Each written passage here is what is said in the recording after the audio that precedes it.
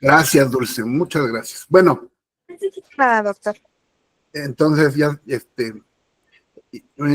bueno, vamos a abrir el código, porque la semana pasada estuvimos viendo prácticamente, valga la redundancia, estuvimos viendo práctica, ¿no? Pero ahora vamos a la doctrina para las dudas que ustedes tengan, porque estos asuntos pues les van a caer muchos asuntos de lo que es la cuestión de pensiones alimenticias. La gente pues surge con muchas dudas, con muchas situaciones. Por lo menos tiene uno que leer, vuelvo a insistir, una vez en la vida todo el código para tener una idea. Cuando vas a dar una consulta, cuando vas a una entrevista con un cliente, pues tienes que leerte los primeros años, ¿verdad? Cuando apenas estás empezando, tienes que leerte los artículos para que no te vayas a poner a leer enfrente de la gente, o te hacen una pregunta y no sabes contestar. No todo lo podemos saber, no somos sabios, pero imagínense que ustedes van con un doctor y el doctor agarra y saca un libro, ¿no? Para hacerles la consulta, pues no, nadie va a confiar en un doctor así, ¿verdad? Entonces, vamos a revisar la doctrina y si hay dudas, por favor, ya saben, interrúmpanme, no hay problema. Aquí estamos en confianza. No, aquí no hay problema que me interrumpan. No pasa nada, ¿va? Bueno, vamos a empezar. Todo esto lo van a encontrar en los libros se desarrolla un poquito más, hay muchos desarrollos, porque es un derecho humano fundamental la cuestión de la pensión alimenticia. Dice el artículo 301 y de ahí empezamos a analizar. La obligación es una obligación. El derecho está formado por derechos y obligaciones. No puede haber un derecho sin haber una obligación. Entonces, si hay una obligación es porque hay un obligado y hay alguien que tiene un derecho. El sujeto pasivo es el obligado, que se llama deudor alimenticio. El sujeto activo es el que tiene el derecho, se llama acreedor alimenticio. Para que se vayan familiarizando, sobre todo los compañeros que son nuevos, que apenas se inician en la carrera de derecho. Tenemos mitad y mitad, el grupo algunos, la mitad inicia, la mitad ya son abogados, pero todo nos sirve, yo también, no se crean que yo sé todo, yo también tomo clases y aprendo mucho desde cero. No me creo que, ay, no, porque ya soy abogado, ya nadie me va a enseñar. No. Decía Sócrates que solo sé que no sé nada, ¿verdad? Y eso quiere decir que cuando uno está dispuesto a aprender y no se siente uno el rey, el papá de los pollitos, ese es el verdadero sabio, es el que está dispuesto a aprender, porque la vida nos da aprendizajes diarios, todos los días. Perdón. Dice aquí el artículo 301, que casi se reproduce en todos los códigos de todo el país. Aunque los códigos civiles y los códigos familiares de cada entidad federativa establecen el régimen alimenticio, las reglas son las mismas para todo el país. La obligación de dar alimentos es recíproca, el que los da tiene a su vez el derecho de pedir. Bueno, vamos a cambiar un poquito la dinámica, a ver si se dejan, porque no se dejan, ¿verdad? No los voy a obligar, pero pues ayúdenme a participar. No importa que se equivoquen, pero ya quiero ver si qué tanto hemos avanzado, qué tanto es su intuición. ¿Alguien me puede explicar este artículo con un ejemplo? Quien guste, prenda su micrófono. Sí, buenas noches. La obligación recíproca de los alimentos Sí. es hacia los padres, y cuando los hijos son mayores es hacia los padres. Sí. Excelente. Sí. Muy bien. Recíproco quiere decir uno a otro, ¿no? Es decir, yo te di alimentos cuando eras niño, ahora yo soy tu padre y necesito, pues tú me tienes que dar. Esa es la reciprocidad de los alimentos. Por eso hablaba yo de la obligación y del derecho. A veces el derecho se invierte No siempre los padres son los que tienen la obligación. Hay veces que los padres caen en estado de interdicción o se vuelven incapaces o se vuelven discapacitados y entonces los hijos tendrán la obligación en la medida que sean mayores de edad. Los alimentos son de orden público e interés social y de observancia general en la Ciudad de México, por lo que el juez o jueza tiene la obligación de garantizar el derecho de las personas a recibirlo, tomando en cuenta el interés superior de la infancia y la adolescencia, así como las necesidades inmediatas de los deudores. Esto se desprende de la Constitución. Este es un derecho humano que encuentra su sustento directo en el artículo 4 de la Constitución Política de los Estados Unidos, que habla del interés superior del niño o la niña o el adolescente. Dice el artículo 4, el hombre y la mujer son iguales ante la ley. Habla de la libertad para decidir el número de hijos que puede tener cualquier persona y el espaciamiento, el derecho a la alimentación, el derecho a la protección a la salud, el derecho a un medio ambiente sano. Todos estos son derechos humanos que debemos invocar cuando nos interponemos un amparo, ¿verdad? Ténganlo en cuenta, porque el amparo se da por violaciones a derechos humanos. Entonces yo tengo que establecer el fundamento. Y aquí está el fundamento de varios derechos humanos: el derecho a la igualdad del hombre y la mujer, derecho a la procreación libre e informada, derecho a la alimentación, derecho a la protección de la salud, derecho al medio ambiente sano, acceso al agua, derecho del acceso al agua, derecho a la vivienda digna y decorosa, derecho a la identidad. Esto lo vamos a ver ahora que veamos filiación. Derecho a ser registrado para tener una identidad. Todas las personas tienen derecho a saber quién es su padre, quién es su madre, tener derecho a un nombre. Y el Estado está obligado a garantizar estos derechos. En todos los estados te cobran el acta de nacimiento, pero ha habido personas que han interpuesto un amparo para solicitar una copia, la primera copia del acta de nacimiento de manera gratuita.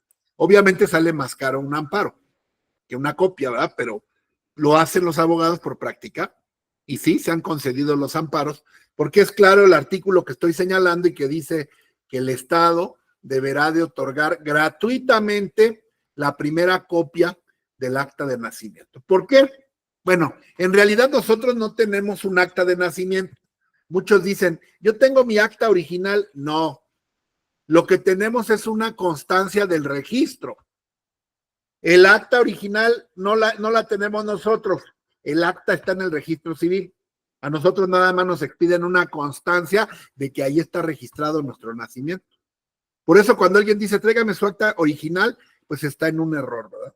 Igual la escritura de la casa solamente refleja quién es el dueño de esa casa, más no trae implícita la propiedad.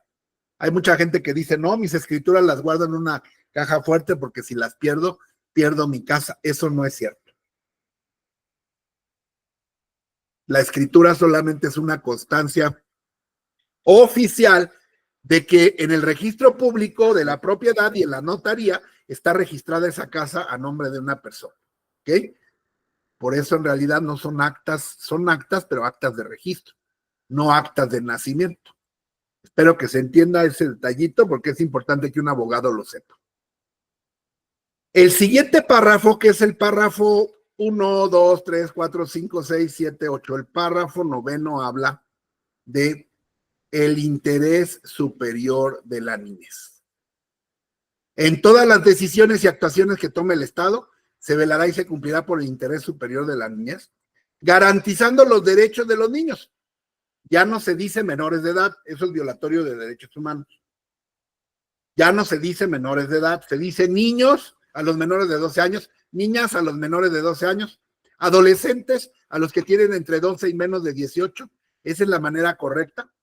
La palabra niñez es una estupidez, eso no existe en el lenguaje. La Academia de la Lengua no ha reconocido ese lenguaje tonto. Hay otro lenguaje de derechos humanos que no es ese, ¿verdad? Ese es un lenguaje de género, pero eso es una tontería. Por eso la forma correcta es decir niño, niña o adolescente. Esa es la forma correcta. Aunque la palabra niño pues implica un niño o una niña. Muchos dicen, bueno, es que es excluyente. Bueno, ahí sí estoy de acuerdo. Si es una niña, pues es una niña. Si es un niño, pues es un... Bueno. Y el principio entonces del interés superior debe de ser protegido por el Estado, por los padres, ascendientes, tutores, todas las personas que tienen a su cargo a un niño o a una niña adolescente. Y el Estado le deberá de brindar todas las facilidades para cumplir con esos derechos. Luego viene el derecho de acceso a la cultura, en fin. Ahorita el que nos interesa, aquí está el derecho al reporte, aquí está el derecho a una pensión por discapacidad. Muchos dicen, no, es que es la pensión que me da López Obrador. No, López Obrador no te da nada. Esa pensión es un derecho que se ganó precisamente en la evolución de la historia y que se aprobó por las cámaras y que no te lo paga López Obrador, lo pagan de los impuestos que pagamos todos. Realmente te están regresando lo que tú pagas, pero en una menor cantidad. Las personas mayores de 68 años tienen derecho a recibir una pensión, ¿sí? Esto es constitucional, repito, no es derechos de que otorgue o que regale nadie, porque el artículo primero dice, en los Estados Unidos mexicanos todas las personas gozan de los derechos humanos reconocidos. Lo único que está haciendo la Constitución es reconocerlos, mas no otorgándolos. En la anterior Constitución decía que la Constitución otorgaba garantías individuales. Aquí no habla de otorgamiento, sino de reconocimiento. Por eso no es correcto decir que el Estado nos da.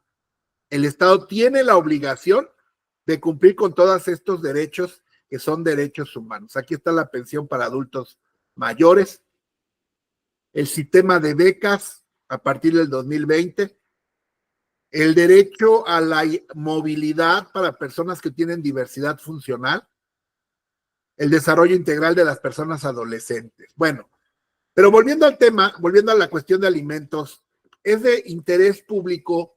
¿Por qué? Porque ante cualquier otro interés, por ejemplo, si a una persona le están demandando una deuda mercantil, un pagaré o alguna otra situación, el juez tiene que decidir siempre a favor de los alimentos.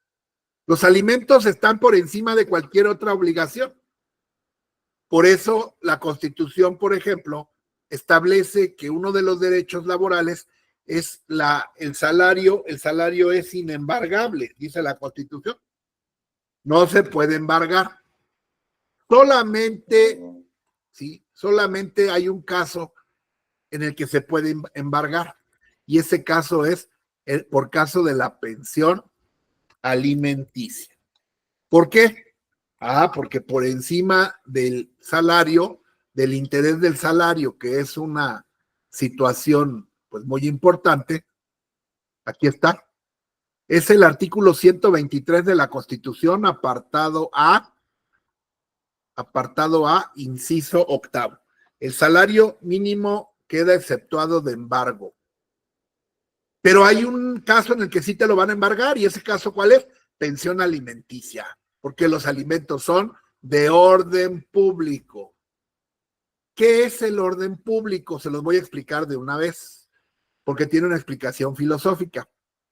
Para ello vamos a abrir, y también para nuestros compañeros que ya son abogados, que también les sirva, ¿verdad? Porque si no, pues es bien básico lo que estamos viendo, pero pues me gusta enseñar algo más para que profundicemos, también para que ellos se sientan interesados, porque para ellos, repito, les agradezco que estén aquí, es muy obvio, muchas cosas ya las vieron, pero vamos a enriquecer esto para que todos podamos aprender algo. ¿Qué quiere decir orden público? No todas las leyes o normas son de orden público. Por ejemplo, ustedes pueden abrir ahorita, permítanme un segundo, estoy abriendo el pizarrón. Qué relajo, ¿verdad? Todo esto tiene que estar apretando para abrir. Ahí está. Ustedes pueden abrir ahorita un código civil o un código de comercio y no van a encontrar al principio que diga esta ley es de orden público, no dice. Entonces el código de comercio no es de orden público. Por lo tanto, una deuda mercantil no está por encima de una deuda familiar. Si hubiera una deuda mercantil, una deuda civil y una deuda familiar. El juez debe de pagar primero la deuda familiar. ¿Pero por qué? Pues porque es de orden público el alimento. Porque el Código de Procedimientos Civiles familiar y civil es de orden público. ¿Qué quiere decir? ¿Qué es esto? ¿Qué quiere decir esto? Bueno, déjenme encontrar la pluma, permítanme.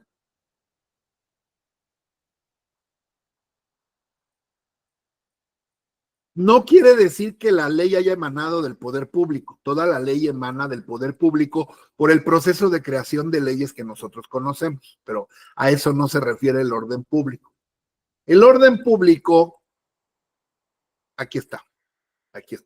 Qué locura es esto, Dios mío. A ver, un punto, vamos a seleccionar este y luego nos vamos para acá. Ahí está. Por ejemplo, aquí está José, Daniel, Dulce, Carolina, Gaby, Sandra. Estamos en un orden, estamos en una aplicación. Aquí están todos ustedes. El orden, de acuerdo a la filosofía, tiene los siguientes elementos. Número 1, un objeto ordenable. Ustedes, bueno, están ordenados porque el ordenador, nuestra máquina, ustedes saben que nuestra computadora se llamaba ordenador o se llama ordenador porque ordena nuestras cosas. Aquí estamos en un orden, ustedes están escuchando, yo estoy transmitiendo a través de la tecnología. Entonces existe una serie de cosas que es una clase. En esta clase intervienen alumnos.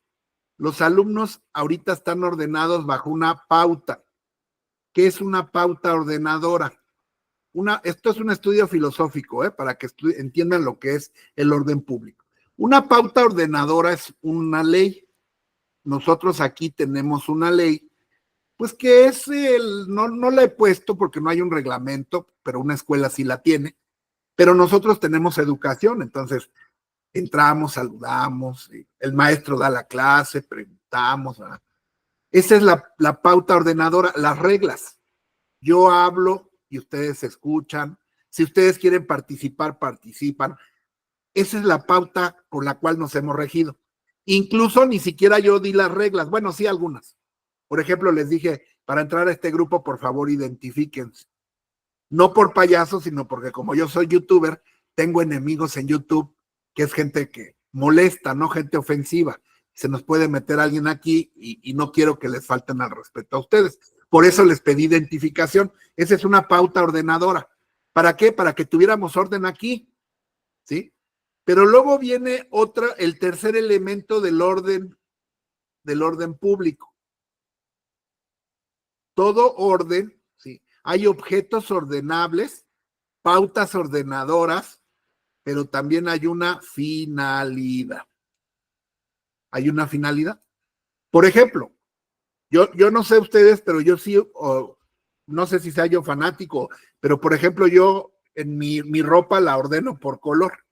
Las playeras de un color de amarillo, rojo y azul, ¿no? Y blanco. Y las tengo ordenadas así. Todos ordenamos, por ejemplo, todo es un orden, todo. Cuando vamos a comer a una cocina económica, nos dan primero la sopa, luego nos dan el arroz, luego el guisado y luego el postre. Y este orden, pues no lo pusimos nosotros, así siempre ha existido, ¿verdad? ¿Tiene una lógica? Pues sí tiene una lógica, ¿verdad? Lo más rico que es el postre o lo que es dulce va al final. En la entrada, pues va al principio. Todo tiene un orden. Cuando nos bañamos, lo hacemos en orden, ¿verdad, Cintia? Siempre nos bañamos igual. A lo mejor alguien primero se lava la cabeza, o luego, en fin, cada quien tiene un orden para bañarse. ¿Y eso qué tiene como finalidad? Pues tiene un fin. Por ejemplo, el ordenar la ropa, ¿con qué finalidad se ordena la ropa? Bueno, el fin del orden jurídico es conservar el orden, precisamente, que no se rompa el orden para que haya bienestar cómodo. Cuando yo ordeno mi ropa, lo hago con una finalidad. ¿Cuál es la finalidad? Pues la finalidad es la utilidad. ¿Qué es la utilidad? Que sea útil, que la ropa sea útil, que la pueda ya encontrar rápido cuando yo tenga una necesidad. rápido pueda yo encontrar la ropa, sí, permítanme, déjenme borrar, no, caray, a ver, que pueda yo encontrar la ropa y que me sea de mayor utilidad. Por eso la página que les recomendé, la página se llama Orden Jurídico. ¿Por qué? Porque si las leyes no estuvieran ordenadas, no nos servirían de nada. Las leyes tienen que estar ordenadas porque son un conjunto de cosas ordenables bajo una pauta que establece precisamente pues la página de ordenjurídico.com, a la que vamos rápidamente. Vamos a detener el pizarrón.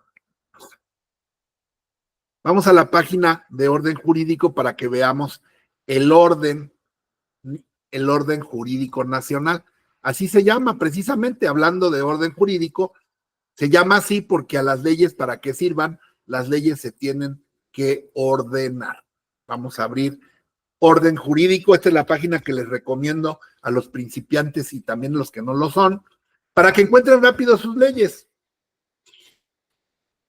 A menos que yo me sepa el nombre de la ley, pues entonces la busco directo. Pero si no me la sé, aquí está ordenado. Bajo una pauta ordenadora que hizo la Secretaría de Gobernación, que es la que emite el Diario Oficial, y el Diario Oficial es ahí donde se encuentran las leyes. Aquí están las leyes federales, le doy clic aquí y abre. Aquí están las leyes por estado. Aquí están los estados de la República, miren ustedes, vámonos a Michoacán. Le damos clic en Michoacán y buscamos el tipo de ordenamiento. Entonces están como leyes federales, tratados internacionales, leyes locales, reglamentos, en la pirámide de jerarquía normativa. Aquí tenemos leyes, todas estas son las leyes, le damos clic aquí. Ley de arancel de notarios del estado de Michoacán, le damos clic aquí y descargamos la ley en nuestra mano. Lo importante aquí es ver el orden público. Por ejemplo, si yo quiero ver un tratado internacional, le doy clic aquí en tratados internacionales y aquí están todos los tratados internacionales suscritos por México. Que ahorita el gobierno ya quiere quitar el cumplimiento de tratados, ¿verdad? No le gusta al actual gobierno porque tienen muchos derechos humanos. Entonces está muy dura la cosa, como ya lo hemos platicado. Pero bueno, a ver qué pasa. Por el momento siguen rigiendo los tratados internacionales. Entonces, el orden jurídico tiene como finalidad que haya una utilidad, que las cosas sean útiles. Por eso, entonces, el orden público en la ley es de interés general, porque si se rompe el orden público, si alguien no da pensión alimenticia, se rompe el orden público, se rompe la sociedad, y eso el Estado no lo puede permitir. Es más importante, en resumen, es más importante una pensión alimenticia que una deuda de Coppel. Es más importante una pensión alimenticia que el salario de una persona. Es más importante, en fin, esa es la importancia del orden público. Cuando ustedes vean una ley de orden público e interés social, será preferente a cualquier otra norma. Y ustedes lo deben de exigir ante las autoridades que están obligadas. ¿Y eso en base a qué? Al interés superior. ¿Qué quiere decir el interés superior? Que el interés del niño está por encima de cualquier otro interés cultural, económico, pedagógico, que pudieran ser parte del interés superior, pero cuando se opongan con sus intereses, se tendrá como preferente el interés superior del niño, niña y adolescente. Vamos a ver rápidamente, me acordé ahorita, me estaba acordando, hay una ley penal que se llama Ley Nacional del Sistema Integral de Justicia Penal para Adolescentes. En esa Ley Nacional del Sistema Integral de Justicia Penal para Adolescentes, fíjense el nombre tan grandote, tardé como un año en aprenderme ese nombre porque yo doy esa materia.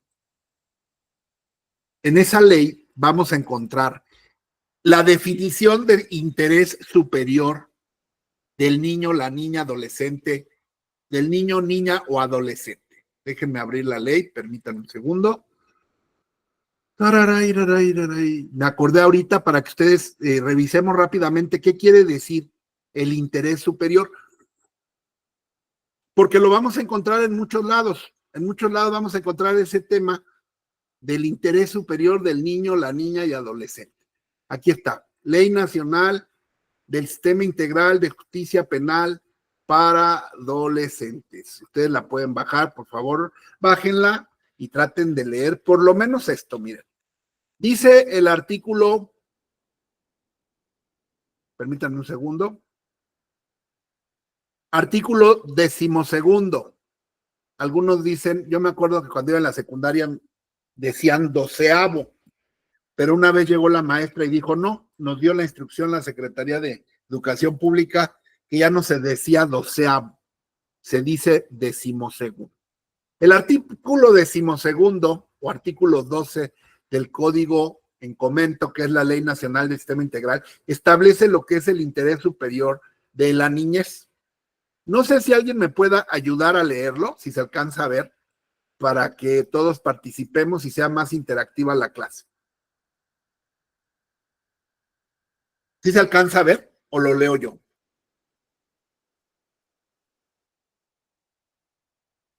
¿No se ve? Adelante, adelante. Interés superior de la niñez. Adelante, sí, muy bien. Para efectos de esta ley, el interés superior de la niñez debe entenderse como derecho, principio y norma de procedimiento dirigido a asegurar el disfrute pleno y efectivo de todos sus derechos, en acordancia con la Ley General de los Derechos de Niñas y Niños y Adolescentes. La determinación del interés superior debe apreciar integralmente, 1, el reconocimiento de estos como titulares de derechos. 2, la opinión de la persona adolescente. 3, las condiciones sociales, familiares e individuales de la persona adolescente. 4, los derechos y garantías de la persona adolescente y su responsabilidad.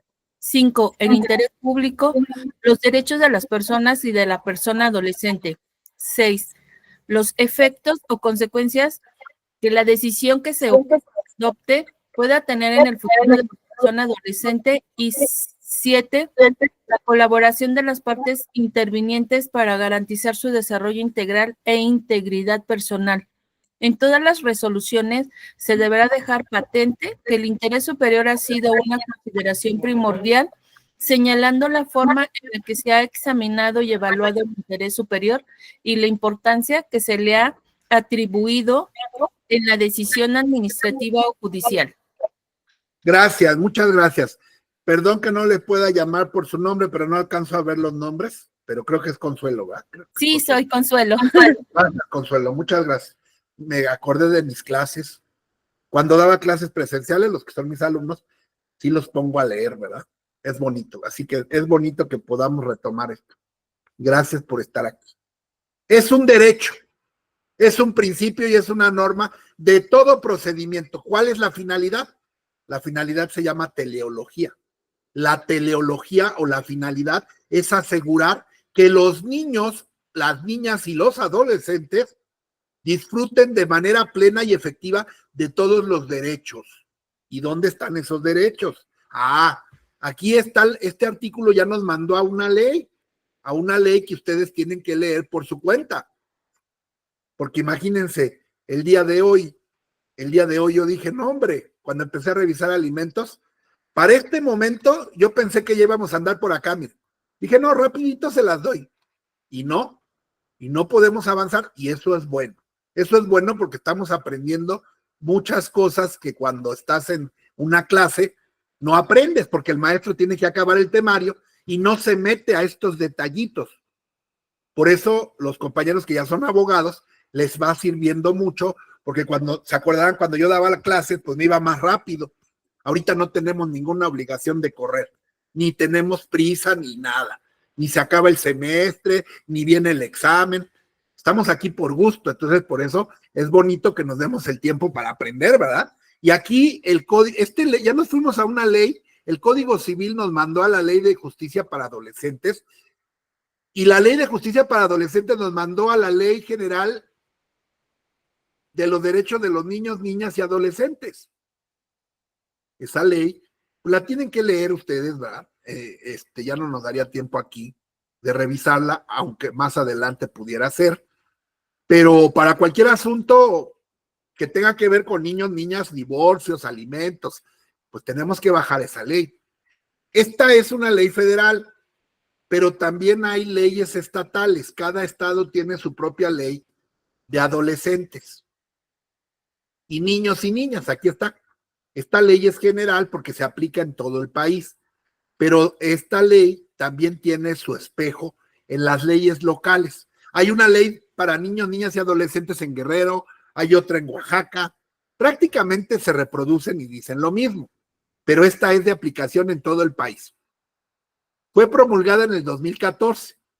En el año 2014, no tiene muchos años, apenas 10 años, ¿verdad? Nos habla de que esta ley es de orden público, ya ven, y de observancia general. ¿Cuál es la finalidad de la ley? Establecer los derechos de los niños, la protección, cómo concurren los 3 niveles de gobierno, los municipios y todas las demarcaciones territoriales a la protección de los intereses de los niños, niñas y adolescentes. Miren, por ejemplo, aquí hay muchos conceptos que no conocemos. Por ejemplo, este de acciones afirmativas tiene que ver mucho con las cuestiones de género, ¿no? Por ejemplo, si hay muchas personas, hombres, en la policía, bueno, pues ahora tenemos que hacer acciones que permitan que también las personas mujeres participen. Esas se llaman acciones afirmativas para atemperar las desigualdades. En materia de niños es precisamente prácticas de índole legislativa, compensatorias y correctivas que buscan la igualdad entre niños, niñas y adolescentes. Cuando yo estudié, y muchos de ustedes como José, a lo mejor que, bueno, José está más chavito, pero de todos modos en ese tiempo enseñábamos la justicia para los adolescentes, se llamaba, el Código Civil le llamaba menores e incapaces. ¿Así? Los menores e incapaces, porque tenían una incapacidad. Le llamábamos inimputables, menores de edad, disminuidos, y ahora no. Ahora todo eso ya quedó en el pasado. Lo que se busca es una igualdad sustantiva, que los niños tengan los mismos derechos y más que un adulto. Adopción internacional, certificados de idoneidad, alguien que lo contraten para un proceso de adopción. La adopción se realiza a través de un proceso de jurisdicción voluntaria, así como hemos visto la Jurisbol. El juez le va a pedir un certificado de idoneidad y aquí está, documento que expide el DIF para determinar si una persona es idónea para poder adoptar. Ustedes como abogados van a tener que tramitar eso. Esto yo no lo sabía, porque no soy sabio, ¿verdad? Yo no sabía este concepto. Crianza positiva. Crianza positiva dice prácticas de cuidado, protección, formación que ayudan al bienestar de los niños, niñas y adolescentes, tomando en cuenta su edad, facultades, características. En materia de adolescentes hay un principio, mis queridos abogados y abogadas, que se llama autonomía progresiva. ¿Qué es la autonomía progresiva? Esa sí me la sé, ¿verdad? La autonomía progresiva es conforme va uno creciendo, va siendo uno más autónomo. Pero depende de cada persona. Eso lo determina un perito porque hay niños que son muy desarrollados y que a los 5 años ya son muy listos y hay otros que tenemos 50 y todavía no, ¿verdad? La autonomía progresiva es la manera en la que la mente se va desarrollando. Los niños, ustedes acaban de salir la mayoría de la etapa de la adolescencia y no se les debe de olvidar, porque muchos dicen, no, pero que metan a la cárcel a los niños que cometen delitos, que se pudran en la cárcel porque son igual o más peligrosos y que no sé qué. Y eso no es que no sea correcto, pero es que parece que se nos olvida que nosotros fuimos adolescentes y que los adolescentes o los niños tenemos una formación mental muy distinta,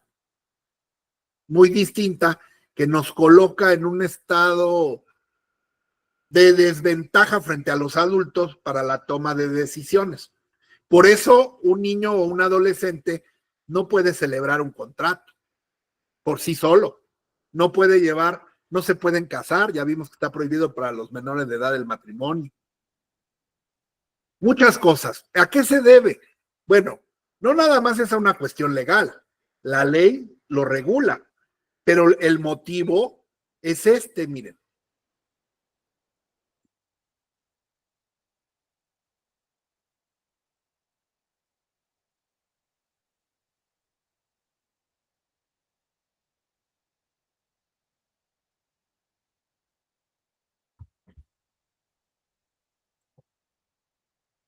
Un segundo.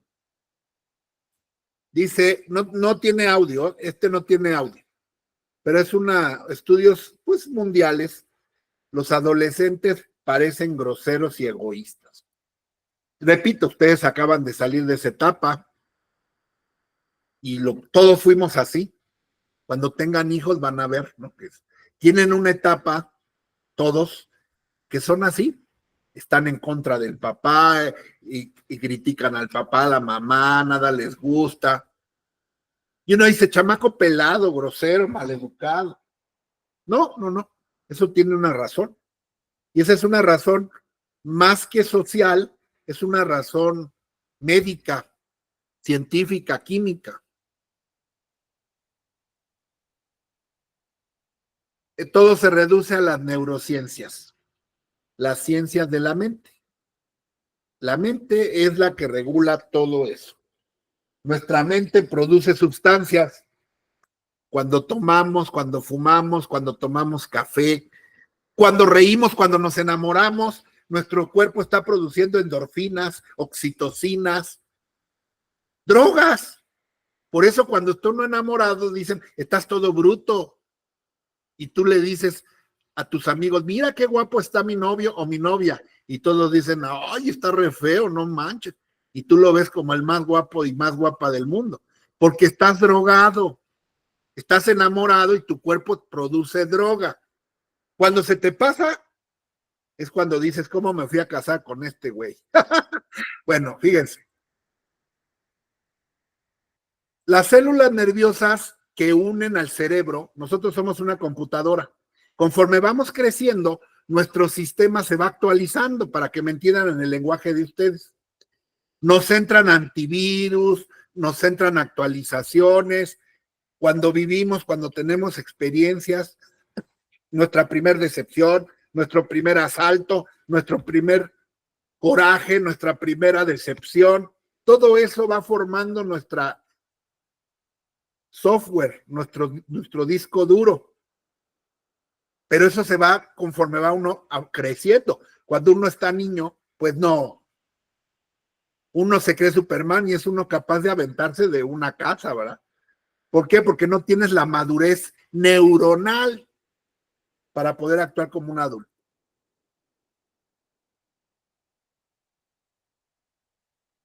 Las neuronas, pues son responsables del juicio y la percepción. Uno va percibiendo las cosas de manera distinta conforme uno va creciendo. Ya no nos gusta jugar con muñecas, o ya no nos gusta jugar a los carritos, ahora nuestras preferencias son otras. Todo eso va cambiando conforme va avanzando la edad. ¿Qué es lo que está cambiando? Nuestro cerebro.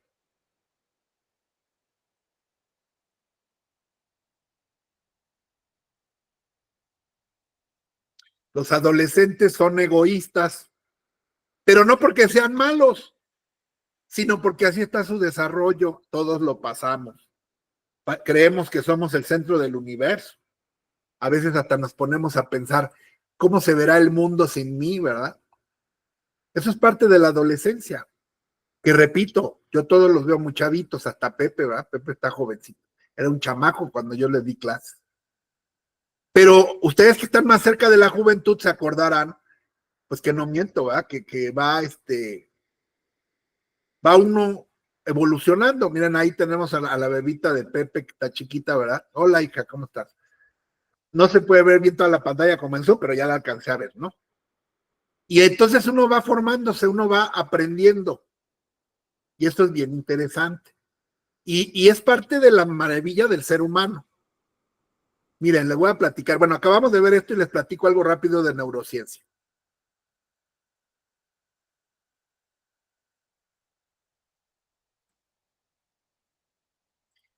Los adolescentes son vagos, son huevones, no les gusta bañarse. Eso es parte del desarrollo neuronal.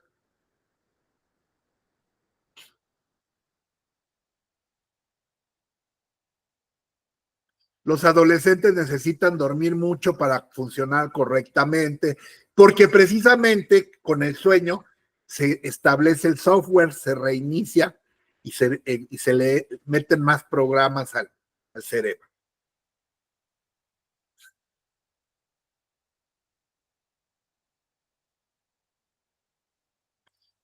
Esa parte del cerebro que los hace egoístas también aumenta su capacidad de aprender. Por eso es bueno, perdón, pero cuando uno está jovencito es más fácil que uno aprenda. Conforme vas creciendo, pues es más difícil. A mí me cuesta más trabajo aprender ya porque nuestro cerebro ya está formado. Ya tenemos ciertos vicios, ciertas ideas y no nos gusta que nos cambien nuestras ideas. Pero cuando eres niño aprendes todo y por eso es importante que no vayas a tener una mala influencia. Porque si tú vives en una casa donde todo el mundo se dedica a robar, donde el papá llega borracho, donde le pega a la mamá, tú vas a creer que eso es lo normal. Tú vas a asumir eso como una forma de vida normal. Por eso los delitos de corrupción de menores, por eso la violencia familiar está prohibida, por eso se castiga, por eso la pérdida de la patria potestad, porque al que vas a dañar es al niño, porque el niño uno se forma, dicen los psicoanalistas, ahorita lo vamos a ver, uno se va formando desde el vientre materno.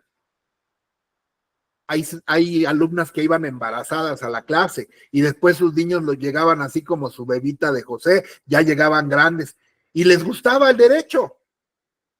Gaby iba a calificar exámenes al Insurgentes, ¿verdad, Gaby? Y después ya un día dijo, quiero ser abogada, ¿no? Entonces, todo lo que va uno aprendiendo te va influyendo en tu vida. Por eso es importante que los niños tengan un buen ambiente para que no se les vaya a echar a perder la mente. Cuando una persona está mal de la cabeza, muchas veces no es culpa de la persona, sino de su infancia. ¿Qué tipo de infancia, qué tipo de estimulantes tuvo?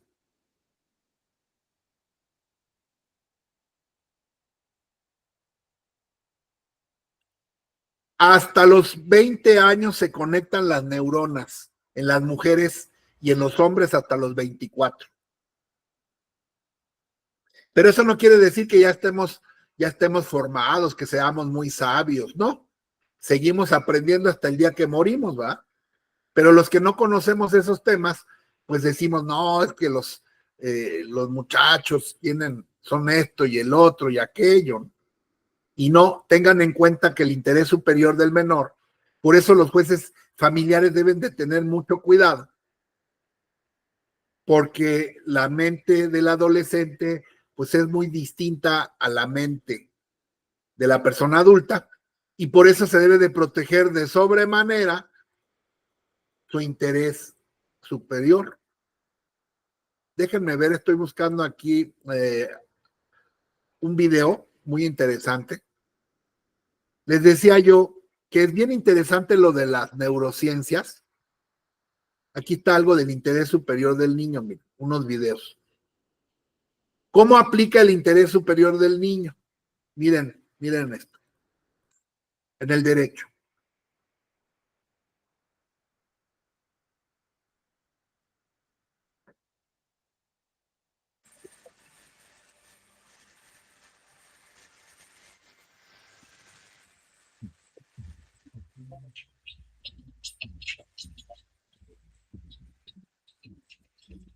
Resultó que este señor no era el papá de esta niña, pero él la reconoció como hija suya. A pesar de no ser el papá, la reconoció. Después se pelea con la mamá y la desconoce.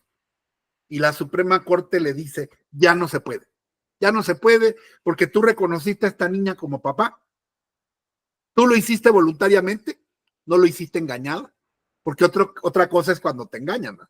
Cuando te engañan y no es tu hijo, pues entonces sí lo puedes desconocer. Lo vamos a ver más adelante. Pero cuando tú reconoces a un hijo que no es tuyo y después lo quieres desconocer, ya no se puede. Y lo dijo la Suprema Corte, porque el vínculo biológico, a diferencia de cuando yo estudié, en la época que yo estudié, lo único que establecía la filiación era el vínculo biológico, los genes. Ahora no.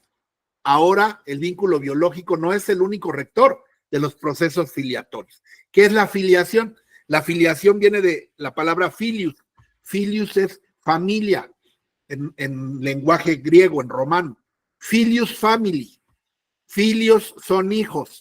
La relación entre padres e hijos no está regida nada más por el vínculo biológico, sino también por los vínculos jurídicos, sociales, pero sobre todo por el interés superior del niño. Por encima de lo que el papá ya ha hecho y los errores, o que el tipo no es el papá, si ahorita a estas alturas desconoce al hijo, que primero reconoció, lo va a dejar sin pensión, lo va a dejar sin papá, lo va a dejar sin nada. Y la Suprema Corte dijo, no, eso no se puede hacer. Si usted lo reconoció, te apechuga. Y se quedó y no pudo desconocerlo. Y esto se resolvió en el amparo 4686 del 2016. Desde hace 8 años ya estaba estos temas, ¿no? Estos amparos, pues, son precisamente los que se interponen. Aquí está lo de la primera acta de nacimiento que les decía, miren.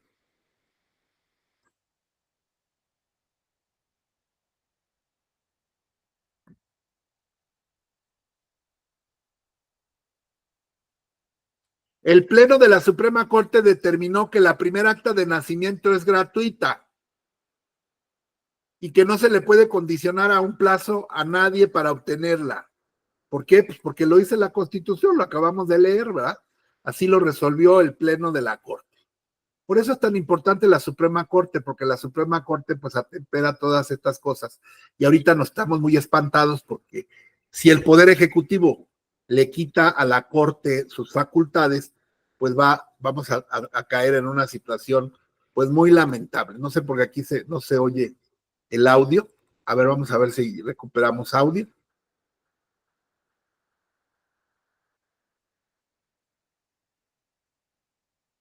Primera Sala de la Suprema Corte determinó que el reconocimiento de un hijo no es revocable, toda vez que se trata de un acto jurídico voluntario, independientemente de la existencia de un vínculo biológico. El reconocimiento de un hijo, si tú reconoces a un hijo, aunque no sea tuyo y tú sabes que no es tuyo, eso no se puede revocar, porque no es a capricho del papá o de la mamá, no es por capricho, es porque está por encima el interés de ese niño o esa niña. Primera Sala de la Suprema Corte determinó que el reconocimiento de un hijo no es revocable, toda vez que se trata de un acto jurídico voluntario, independientemente de la existencia de un vínculo biológico. El reconocimiento de la paternidad es irrevocable para evitar que quede a la elección o capricho del padre cumplir con el compromiso adquirido jurídicamente con la menor. Esta sentencia se dio para proteger a una menor de edad que se vio involucrada en un juicio de desconocimiento de paternidad. El padre de la niña, a sabiendas que no era su hija biológica, la reconoció ante el registro civil. Sin embargo, meses después se arrepintió y quiso desconocerla. Los ministros de la primera sala le negaron el amparo al padre. Esta sentencia protege el interés superior del menor a fin de que no se afecten sus derechos. ¿Ya vieron? Vamos a ver otro ejemplo.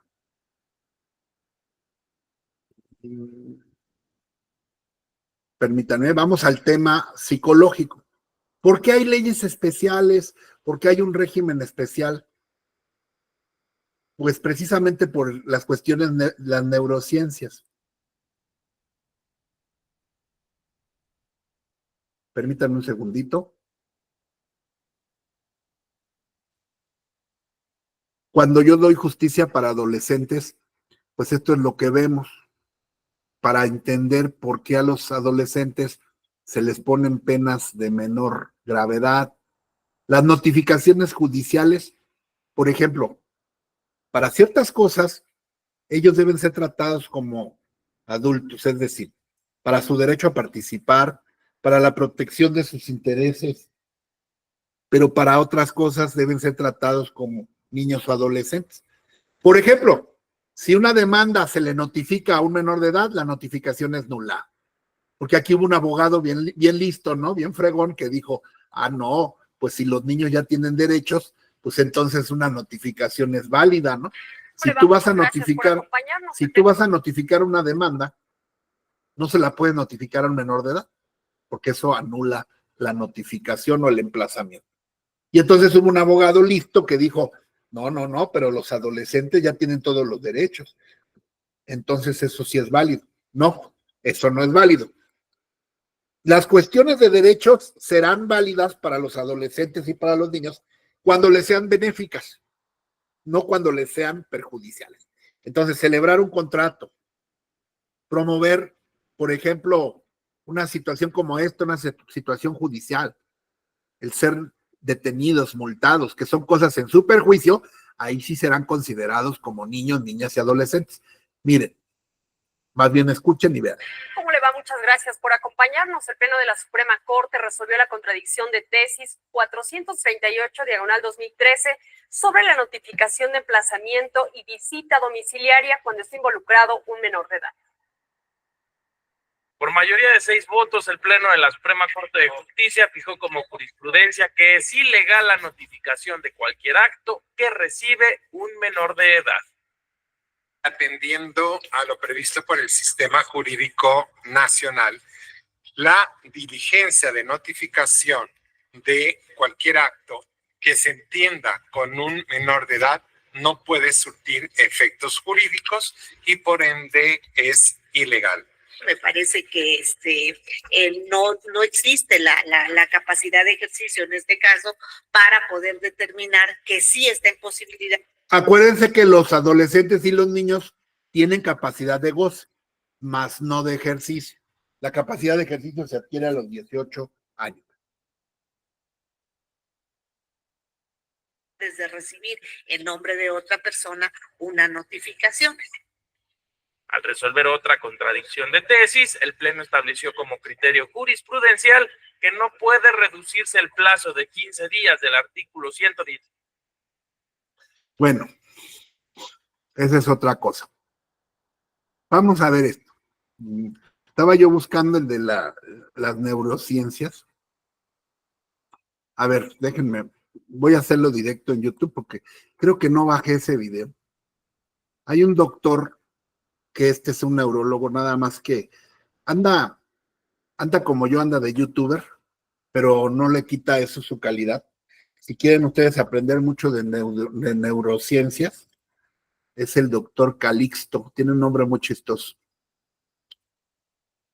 Él es un neurólogo reconocido a nivel internacional, es presidente de neurología aquí en México, es una lumbrera.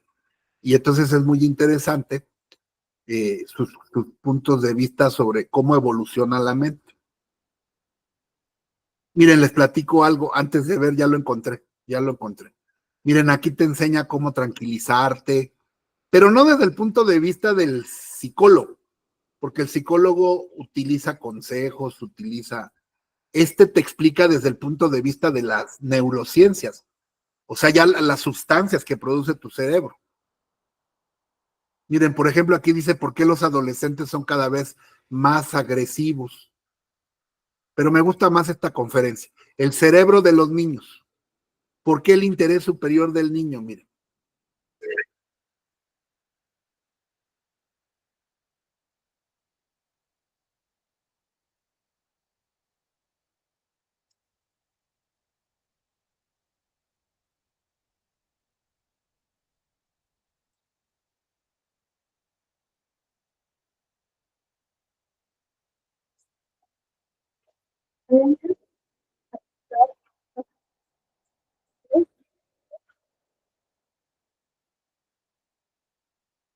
¿Sí se está escuchando? No, no se escucha. No se oye. A ver, permítame.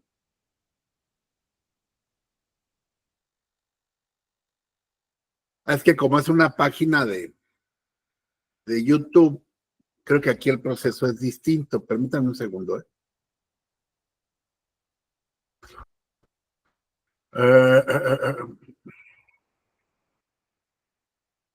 Permítanme.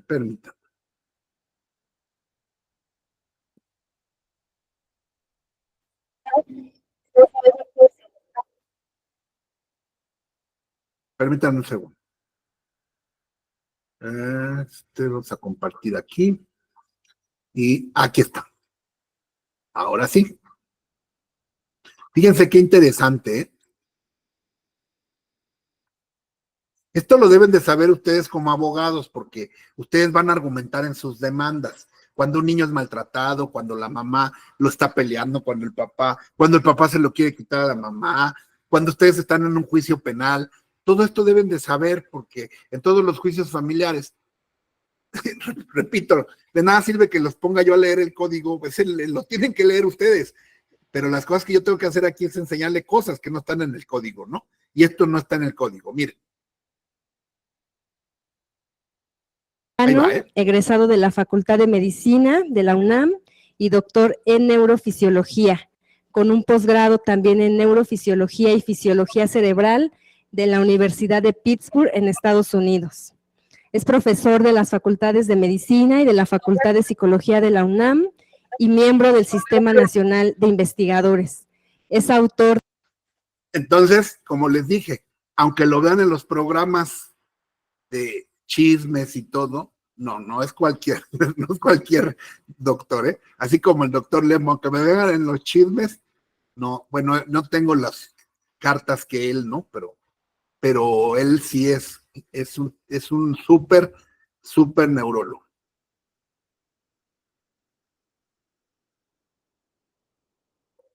De múltiples artículos científicos, de difusión y de divulgación. Es autor del libro Neurotweets, Neurociencias en pequeñas dosis para entender y mejorar tu vida cotidiana. Le damos la bienvenida al doctor Calixto. Muchas gracias. También nos acompaña el doctor Rolando Rivera González. Él es médico con estudios de posgrado en pediatría, rehabilitación neurológica, epidemiología y neuroantropología. Él está adscrito al Laboratorio de Seguimiento del Neurodesarrollo, donde actualmente es jefe de este laboratorio que se encuentra en el Instituto Nacional de Pediatría. También es coordinador del programa Sistema de Vigilancia y Promoción del Desarrollo Integral del Niño y es miembro del Sistema Nacional de Investigadores. Y bueno, a mí me gustaría comenzar esta charla sobre este tema con una frase que nos encontramos por ahí en un libro dedicado precisamente al cerebro de los niños, explicado para los padres, así se llama este libro, y es una cita que dice así, y esto pues quisiera que dé pie para que uno de nuestros invitados empezara a comentar sobre este tema. Al niño que se esconde en todo padre y a la niña que hay en toda madre, para que sean parte del papá y de la mamá que todo niño necesita. Entonces, a mí me gustaría, doctor Calixto, que empezáramos a hablar de, bueno, el desarrollo del cerebro, cómo empieza en los primeros, desde pues la gestación, ¿no? Y cuando se da el nacimiento del niño, ¿qué ocurre con este órgano? Gracias. Yo quisiera pedirles un aplauso para el doctor Rolando Rivera porque no lo presentamos. Bienvenido, doctor. No, no le habíamos dado su aplauso.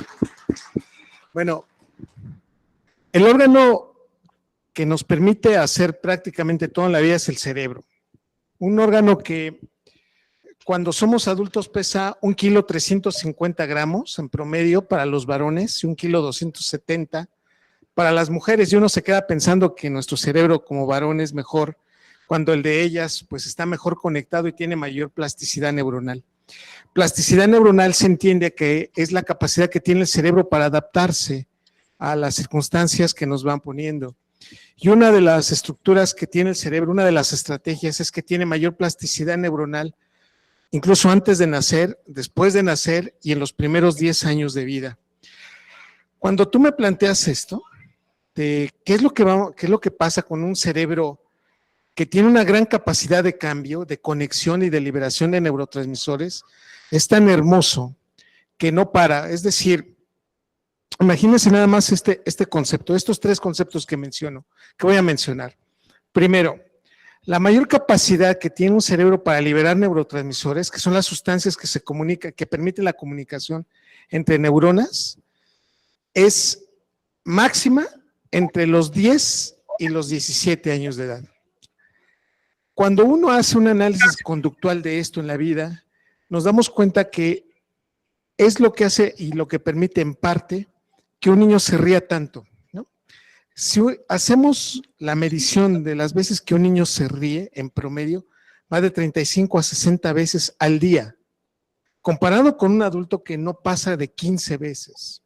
Y uno se queda pensando que, devolviendo la información que tú nos dices al principio, que uno de los pagos que tiene uno como adulto, que es el cerebro que se va haciendo adulto, es que se va riendo menos, y que nos dicen incluso a veces que matamos al niño que llevamos adentro, es porque disminuimos primero la capacidad de liberación de este neurotransmisor que nos hace felices, que es la dopamina, y la segunda, filtramos tanto en la vida que ya no nos parece, o sea, sentirnos risa de algo que antes nos lograba ese fenómeno.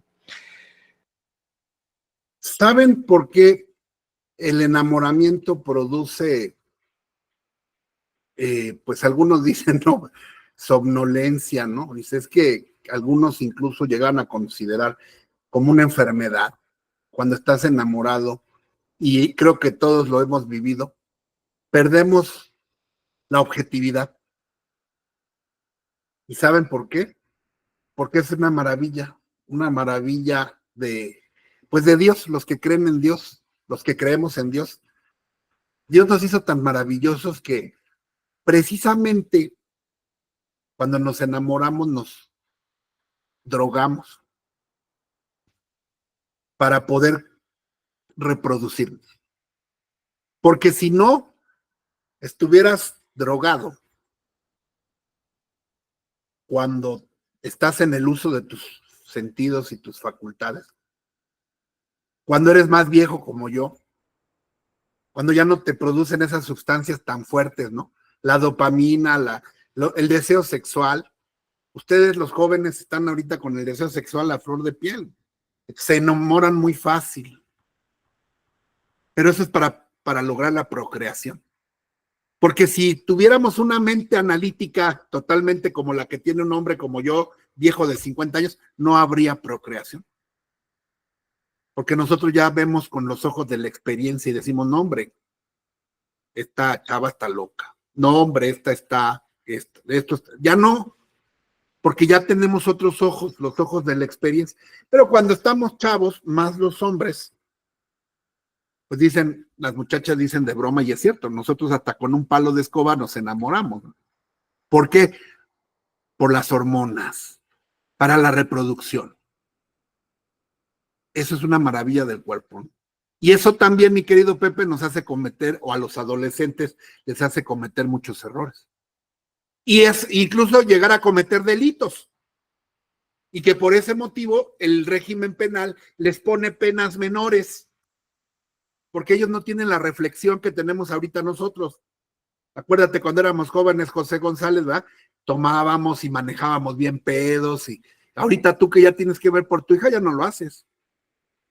Entonces, conforme va uno creciendo, va uno evolucionando. Yo ya ni tomo, Pepe, imagínate, ¿no? Prefiero estar en mi casa los domingos. Antes me escondía para irme a las fiestas y ahora me escondo para salirme de la fiesta. Pero vea qué interesante está lo del doctor Calixto, mira. Ahí va. El cerebro humano puede escuchar desde el 7º mes de vida intrauterina.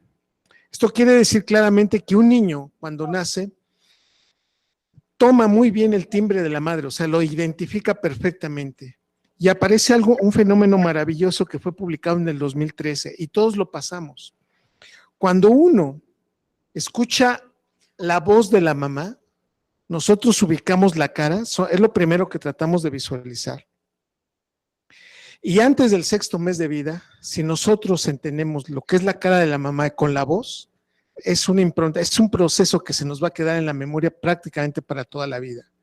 Pero después del 6º mes perdemos esta capacidad de asociación tan rápida. Ningún mamífero lo hace tan fuerte como nosotros los seres humanos. Es decir, tenemos una capacidad de adaptarnos, pero hay periodos críticos que vamos perdiendo en la vida. Y haciendo una analogía con lo que pasa con otros cerebros, tenemos este fenómeno tan hermoso de periodos críticos que si no los pasamos, ¿no? o no los sabemos llevar en forma adecuada, podemos pagar muy caro este proceso de no podernos adaptar o haberlo perdido. Mire, por ejemplo, no sé si ustedes saben que, por ejemplo, los gatitos tienen una gran capacidad visual.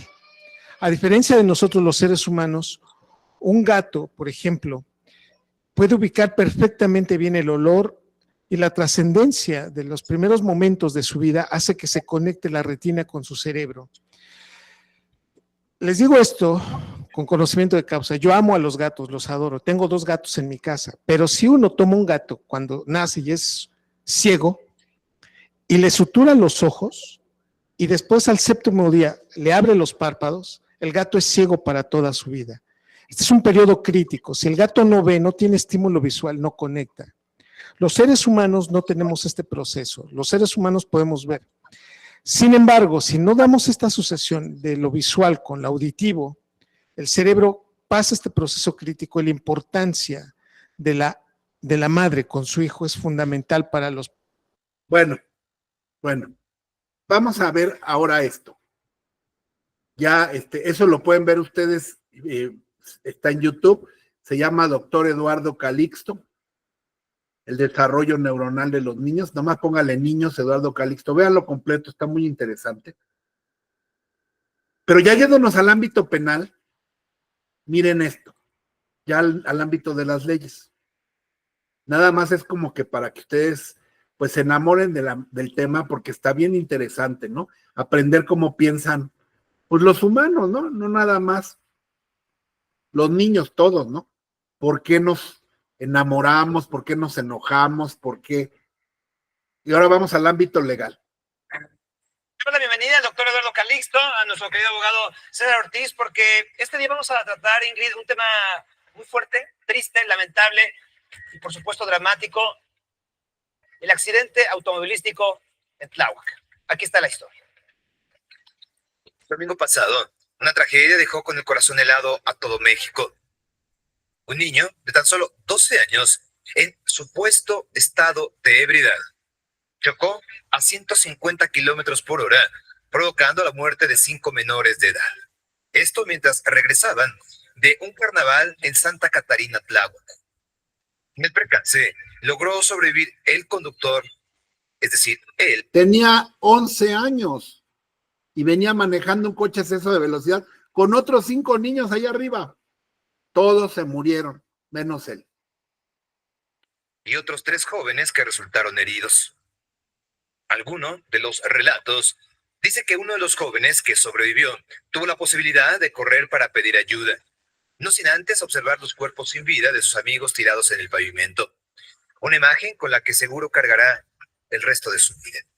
A pesar de que la mayoría de los implicados en el accidente estudiaban en la misma secundaria, los padres de las víctimas, el corazón destrozado, dijeron no conocer al niño que provocó la muerte de sus hijos, ya que no tienen siquiera referencia de quién lo conocía o quiénes son sus padres. Por eso los papás, ahora, mi querido Pepe González, hacemos lo que, bueno, tu niña está chiquita, pero vas a hacer lo que te hacían y que te chocaba, ¿no?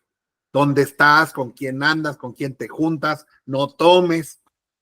Porque nosotros vemos las cosas de otra manera, porque ya vimos la experiencia. Pero cuando está uno joven, ay, papá, estás ruco, déjame vivir, no manches, estás amargado. De acuerdo con los reportes, los papás del menor responsable lo dejaron a su suerte. Es decir, por algunos días no se presentaron. Ayer se dio a conocer que los papás aparecieron y argumentaron que temían por las represalias a nivel legal que pudiera suceder con ellos. Sin embargo, más allá de eso, todos se preguntan cómo es posible que con tan solo 12 años un niño manejó un automóvil. ¿Y cómo es posible que pudo estar en estado de ebriedad? ¿Cómo es que nadie de inmediato fue a darle su apoyo en ese momento? ¿Y cómo es que una trágica, desafortunada travesura terminó en una tragedia en la que 5 jóvenes inocentes perdieron la vida? un caso que sin duda nos ha estremecido a todos. Sabemos por información que Luis Eduardo, el niño de 12 años, ya sufre de estrés postraumático, sufre de ansiedad, sufre de culpa, pero licenciado César, desde el punto de vista jurídico, ¿se le puede castigar a un niño de 12 años por ir manejando un automóvil, causar este accidente y además haber venido en estado de ebriedad? Bueno, justamente aquí la legislación nos indica que ya no lo podemos a él denominar como niño, de conformidad con la legislación en materia de justicia. Bueno, lo legal ya lo veremos cuando veamos justicia para adolescentes. Por ser un adolescente de 12 años, perteneciente al primer grupo etario. El primer grupo etario va de los 12 a los 13 años, o sea, 12, 13, 14 años. Menos de 14 años es el primer grupo etario. No le pueden poner prisión, José. No hay prisión. Entonces, así se hayan muerto 10, no va a la cárcel. Y eso alarma a la gente. Pero bueno, lo que pasa es que la gente no entiende la cuestión psicológica, ¿verdad? Vamos a escuchar el tema psicológico que dice el doctor Calixto. Niño de 12 años. El primer elemento que tiene y salta a la vista es que la gran mayoría de los niños de 12 años todavía no tienen la inteligencia social, emocional, los frenos sociales construidos, el hecho de que sepamos que podemos hacer algo indebido, pero no tenemos la sensación de que pueda tener una repercusión de esta magnitud, es el común denominador. Esta corteza prefrontal que nos hace inteligentes, la que está aquí arriba de los ojos, es la parte más inteligente de nuestro cerebro, es la parte prosocial, la que nos ayuda a delimitarnos desde el punto de vista para una mejor convivencia. No la tenemos conectada a los 12 años. Claro. Y el hecho de que hasta los 26 en los varones lo tenemos conectado, pasamos mucho tiempo en la vida reconociendo muchos detalles que los vamos a ir adaptando. Pero por otro lado, también los factores hormonales nos juegan aspectos muy fuertes.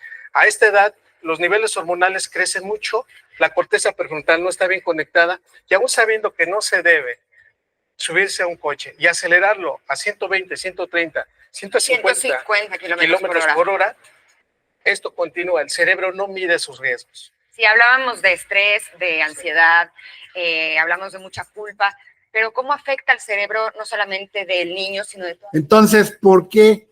Ustedes dirán, ¿por qué entonces no lo castigan y lo meten 100 años a la cárcel y todo? Bueno, pues acuérdense cuando eran chavos, ustedes, a lo mejor las chicas que están aquí son tranquilas, ¿no? Pero nosotros los hombres, pues perdón, pero éramos un desmadre, ¿no? Tomábamos, corríamos en los coches, hacíamos, deshacíamos, y no nos gustaría que por una cosa así nos fuéramos 100 años a la cárcel. Porque además, si alguien se puede reinsertar socialmente, es decir, si alguien puede superar eso y volverse una persona de bien, este chavo no es un asaltante, este chavo no es un asesino, digamos, un sicario, no es un narcotraficante. Es un chamaco loco, como pudo ser cualquiera de nosotros, que se emborrachó y cometió algo, ¿no? Y ahorita, pues, lejos de ser un homicida, pues es una víctima, porque no entiende ni siquiera lo que hizo, pero está espantadísimo. Esa persona sí se puede reinsertar, sí puede ser útilmente, socialmente recuperable. Una persona joven se puede recuperar más que una persona vieja. Por eso es que el tema de la reinserción social, volverlo a insertar en la sociedad, pues es más, digamos, más benévolo con los adolescentes. A los adolescentes no les vamos a poner 30, 40 años. La pena máxima para un adolescente son 5 años de internamiento, no de prisión. Y eso cuando tiene de 16 a 18 años. Cuando tiene menos, la pena no puede rebasar de 3 años. Y cuando tiene menos de 14, ni siquiera va a estar privado de su libertad. Bueno, todas esas cosas, mis queridos compañeros y compañeras, explican el interés superior de la infancia, que regula aquí el tema de los alimentos y que ya nos fuimos para allá, pero que no es tiempo perdido. Eso es muy interesante. Bueno, entonces la finalidad de los alimentos es garantizar el interés de los niños y adolescentes. Los cónyuges y los concubinos están obligados a proporcionarse alimentos. Apenas me acaban de preguntar, si me divorcio, ¿tengo derecho a alimentos? Si no tienes trabajo, si no tienes trabajo o estás discapacitado. tienes derecho a una pensión alimenticia aunque te divorcies, pero eso va a ser peleable. Oiga, ¿y si me vuelvo a casar, puedo seguir con mi pensión? No, claro que no. Si te vuelves a casar, pues ya no es obligación de tu anterior esposo. Nulidad de matrimonio, pues puede ser la culpa, creo que alguna vez lo platiqué. Si la culpa fue de uno de los dos que engañó al otro, pues sí le tiene que dar pensión alimenticia, pero eso va a ser motivo de juicio. Ahora, ¿cómo se da la pensión alimenticia? Dice el artículo 303, los padres están obligados a dar alimentos a sus hijos. A falta de padres, la obligación recae en los ascendientes por ambas líneas que estuvieran más próximos en grado. A ver, yo les pregunto, porque yo les dejé de tarea que vieran un video del parentesco, ya lo explicamos en clases pasadas, les mandé una clase del conteo del parentesco y vuelvo a repetir lo que dice el artículo. Cuando no existan los padres, los que tienen la obligación de dar alimentos son los ascendientes por ambas líneas que estuvieran más próximos en grado. Pregunto, no tengan miedo, no importa que se equivoquen, aquí nadie los va a juzgar, estamos aprendiendo, somos novatos todos. ¿Quiénes, si yo no tengo papá o mamá, quiénes son los que tienen la obligación, de acuerdo a este artículo, de darme alimentos? Los abuelos. Los abuelos. ¿Cuáles? ¿Los paternos o los maternos? En primera los paternos y después los maternos. Muy bien, Consuelito, pero no es cierto porque la ley no dice eso. Qué bueno que lo dijiste así, Consuelo, ¿eh? No te estoy regañando. Al contrario, gracias por ser tan proactiva y no tener miedo. Miren, Consuelito nos acaba de dar pie para un principio. Hay un principio que deben de saber que se llama, donde la ley no distingue, no se debe distinguir. Aquí la ley no distingue cuáles. Y entonces, si no distingue, Consuelito no tiene que distinguir. Porque si aquí dijera primero los paternos y luego los maternos, entonces sería así. Eso que dice Consuelo, yo lo entiendo porque es la idea que tenían nuestros papás. Mi abuelita me acuerdo que decía, sí, no, es que tienen más derecho los abuelos paternos. Eso era una idea común que tenía la gente grande, ¿no? Pero aquí no estamos tanto por esas ideas, sino por la ley. Y entonces sería a partes iguales.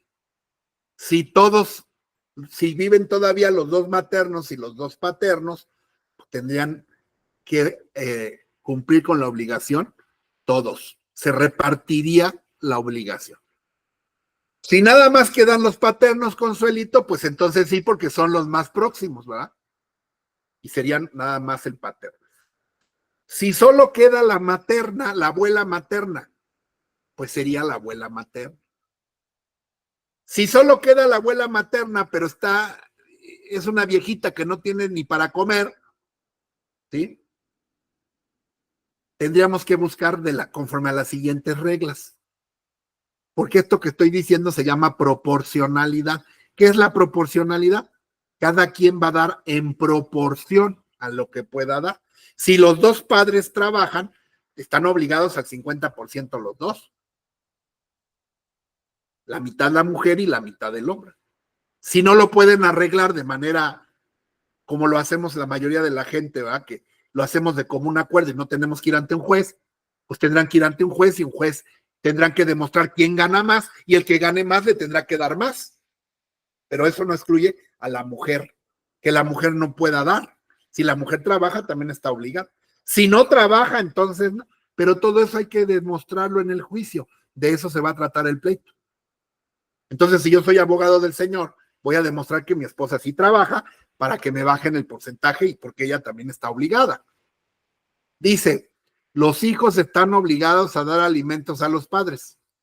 A falta o imposibilidad de los hijos, los descendientes más próximos en grado. Vuelvo a preguntar ahora a otra persona que no sea Consuelito, para que le ayuden a Consuelito también y para que todos participen, porque ella siempre está participando.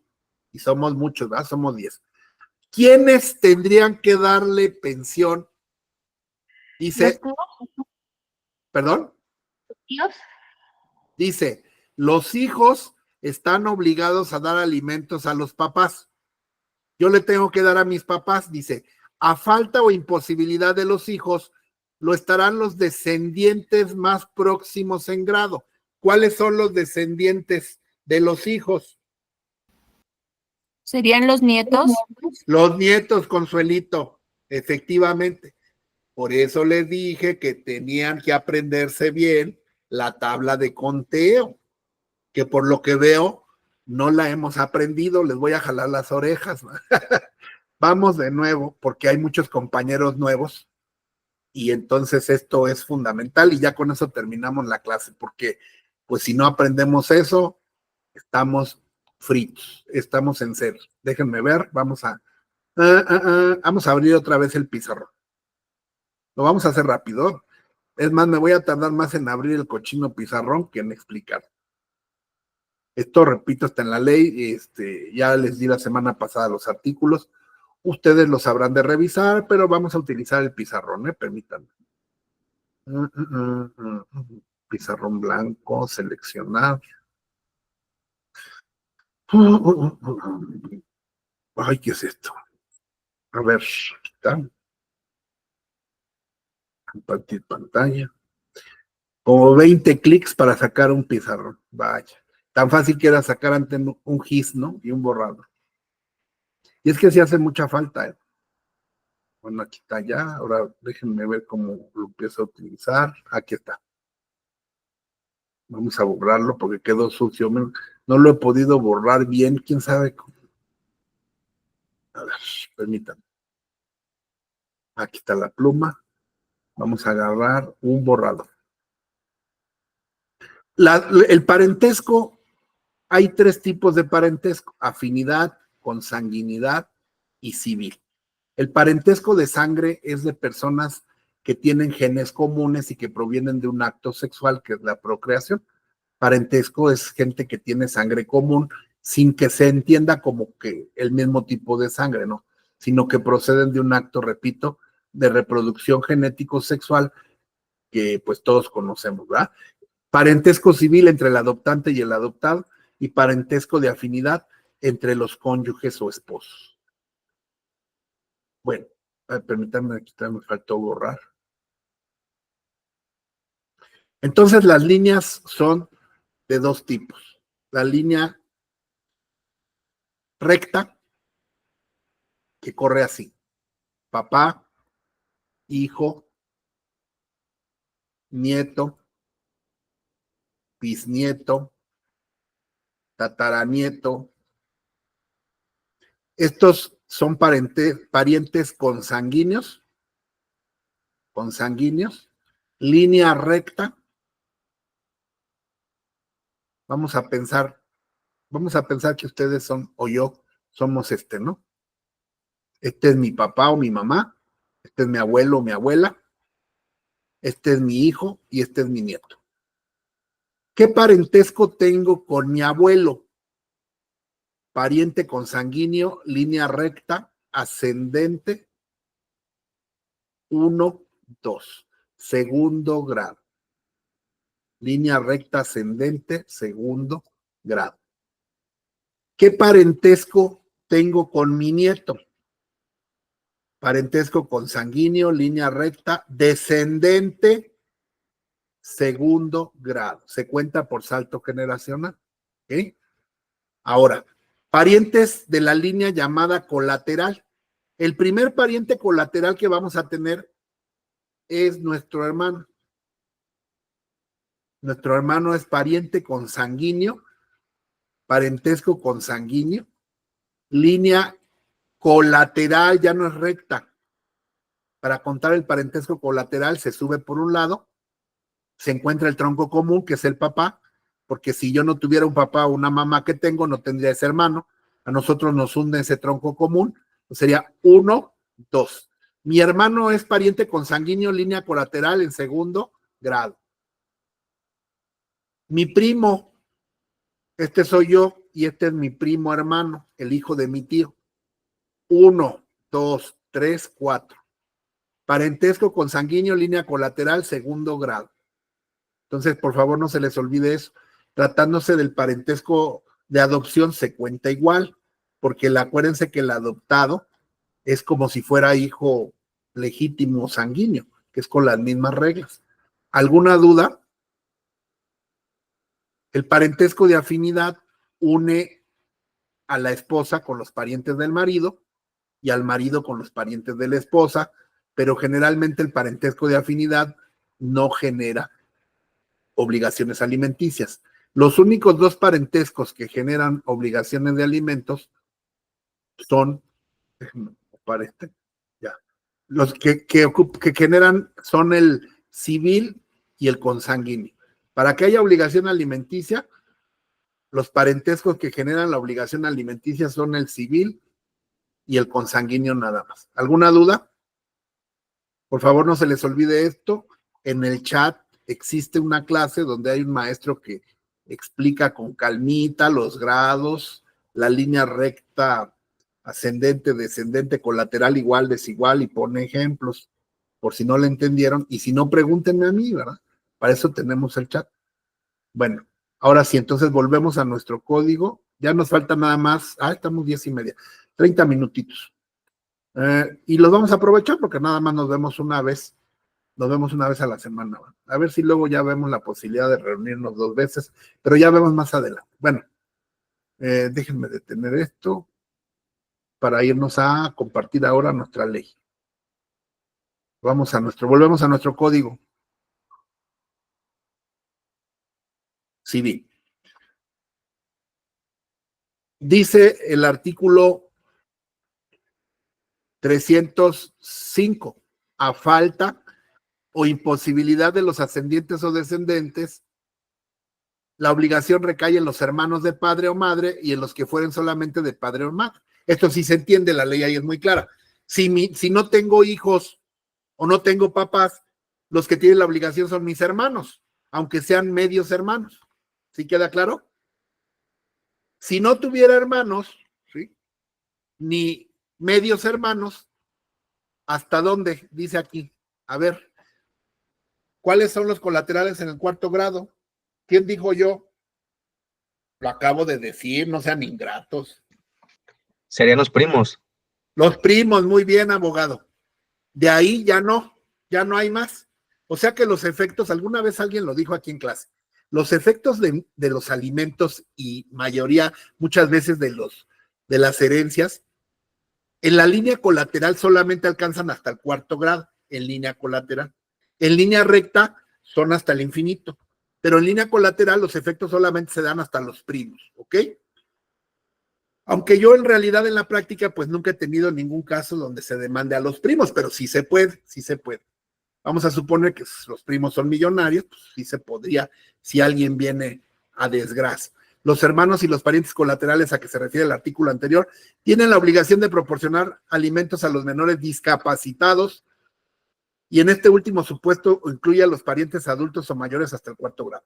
Bueno, así en los términos que acabamos de ver, pueden ser niños, niñas, adolescentes, tienen derecho a pensión, pero también pueden ser adultos que estén discapacitados mentales, discapacitados visuales, que no les permita trabajar, y aunque sean mayores de edad, entonces tendrán derecho a pensión alimenticia en los mismos términos que mencionamos, hablando de adultos mayores que tampoco puedan valerse por sí mismos de la misma manera. El adoptante y el adoptado tienen la misma obligación de darse alimento, pero nada más los alcanza a ellos, aunque si nos hacemos una interpretación del Código Civil, donde dice que el parentesco civil se equipara al consanguíneo, pues también los abuelos y también los abuelos por las 2 líneas y también los hermanos tendrían la obligación, aunque sea un parentesco civil. Los alimentos que comprenden, bueno, no nada más es la comida. El artículo 308 nos dice la comida, el vestido, la habitación, atención médica hospitalaria, todo esto debe de tomar en cuenta el juez para fijar la pensión, no nada más la comida, también el vestido, la habitación, la educación. Por eso los alimentos no son hasta los 18 años, pueden llegar hasta los 22 años o 23 si la persona está estudiando. ¿Y en dónde vamos a encontrar eso, maestro? Bueno, eso se encuentra en la jurisprudencia. Para eso es la jurisprudencia. Por aquí yo había bajado una para ustedes, déjenme ver si la encuentro. Si no, ahorita la buscamos rápido. Aquí está.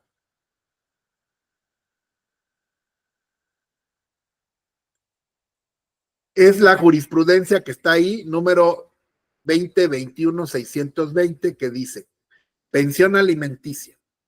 Cuando se demanda su cancelación en función de la excesiva mayoría de edad, pues sí, porque hay pensiones que se fijan y los jueces no las retiran de oficio. O sea, el juez no va a andar revisando, este ya llegó a la mayoría, ya se la voy a quitar, ¿no? La pensión se sigue hasta que tú demandes la terminación. Va a decir, va a ser trabajo de ustedes, la gente los va a contratar y les van a decir, oiga, mi hijo ya llegó a la mayoría de edad, ya se casó, ya se fue de la casa y me siguen descontando la pensión. Quiero que me la cancele. Pues tienes que demandar una cancelación de pensión alimenticia en el mismo lugar donde se demandó la pensión. Y aquí dice entonces que cuando se demanda una cancelación porque el acreedor mayor de edad ya llegó a la mayoría de edad, él tendría que demostrar que sigue estudiando para que se le siga dando. ¿Por qué? Muy sencillo. Porque el artículo 307 dice, permítanme un segundo, en su fracción segunda dice, a los menores, los alimentos comprenden los gastos para su educación y para proporcionarles oficio, arte o profesión. De tal manera entonces que una profesión no se termina a los 18 años. El estudio de una carrera. Si tú vas normalmente, la terminas a los 23 años, 24. Dependiendo de las circunstancias personales, porque si yo estudié una carrera de 3 años, termino a los 21. Si yo estudio una carrera de 4 años, termino a los 22. Y entonces, por eso la jurisprudencia dice que sí, tendría que demostrarse que está estudiando para que la pensión se le pueda prorrogar hasta los 21 años o hasta que termine su carrera, siempre y cuando sea un estudiante regular. Regular, no va a ser un fósil como López Obrador, que se aventó 20 años en la universidad, porque entonces ya no tiene derecho a pensión alimenticia. Ya tampoco los padres tienen la obligación de dar maestría ni doctorado, no. Cuando tú le das un oficio, un arte, una profesión, hasta ahí llega tu obligación. Es lo que ha establecido la Suprema Corte en interpretación del artículo 308. Ahora, las personas que tienen discapacidad, puede ser que se rehabiliten o puede ser que no. Si no se rehabilitan, pues la obligación alimenticia será de por vida. Y si no, será hasta que se rehabiliten, aunque sean mayores de edad. Los adultos mayores que carezcan de capacidad económica también comprende su atención geriátrica, además de su vestido, su vivienda y su habitación. Todo esto, pues, si la gente no lo hace, para eso se demanda, para que los familiares cumplan. ¿Cómo se cumple? Dice el artículo 309, asignando una pensión al deudor, al acreedor alimentista o integrándolo a la familia, que en todo caso es, bueno, pues que se venga a vivir aquí conmigo, aquí come, aquí duerme, y pues aquí le doy todo, ¿verdad? Y entonces es una manera de cumplir. Pero si no se quiere venir a vivir o está con la mamá porque es un niño de 1 año o 2, el papá no le va a dar pecho, ¿verdad? Entonces tendrá que ser a través de una pensión, de una cantidad. Recientemente se creó el registro de deudores alimentarios morosos, del cual habla el artículo 309, que ya hemos platicado en otras clases, que cuando alguien deja de cumplir por más de 6 meses que marca la ley, el juez gira oficios al registro de deudores alimenticios, que ya es un registro nacional, y que implica que la persona deudora ya no va a tener derecho a pasaporte, ya no va a tener derecho a licencia y muchas cuestiones que le van a impedir a volverse a casar si no cumple con esa deuda, independientemente de las demás acciones que haya. Es un registro público de deudores alimenticios, tampoco puede participar en cuestiones políticas, en fin. Proporcionalidad de los alimentos. Los alimentos deben de ser proporcionales ¿a qué? A la necesidad de los hijos y a la posibilidad de los padres. De tal manera que si pues yo soy una persona promedio que gana un salario mínimo, pues tengo que darle un porcentaje, generalmente adelantándome mucho, ya lo saben los que practican, cuando se trata de un hijo a veces se fija en 25%, cuando se tratan de 2 hijos o 3 o más, hasta el 50% de lo que gana el papá. Y para eso hay que demostrar cuánto gana. Y el problema ya viene cuando no tienes manera de demostrarlo. Ahorita vamos a ver, alguien me preguntaba, oiga, ¿y si no se puede demostrar? Lo veíamos la clase pasada también. Ya sea por convenio, si las partes llegan a un acuerdo y dicen, bueno, pues dame 2,000 a la semana o 1,000 a la semana, es un convenio.